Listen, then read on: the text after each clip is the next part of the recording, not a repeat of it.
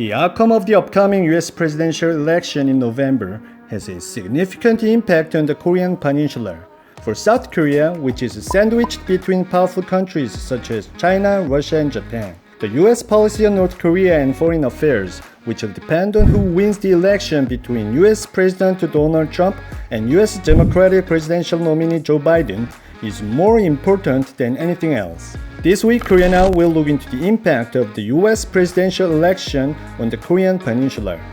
If Trump succeeds in re-election, he is expected to further enhance his America First policy, which had been driven regardless of any alliance. As a result, pressure on South Korea to increase its share of defense costs is expected to continue. Trump's recent emphasis on the return of U.S. troops stationed overseas and the fair cost-sharing of the alliance also adds weight to this outlook. Some even cite the possibility of a reduction or withdrawal of U.S. troops from Korea.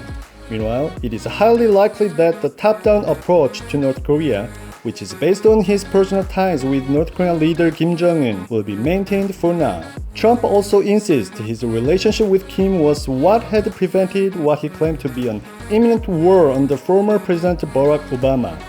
On the other hand, if former Vice President Joe Biden is elected, he is likely to return to his Obama-style strategic patience on North Korea.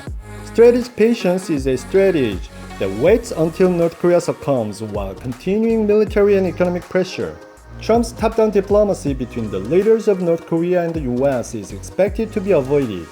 Upon taking office, Biden is also expected to restore the U.S.-South Korea alliance, which had been undermined by Trump's America First policy.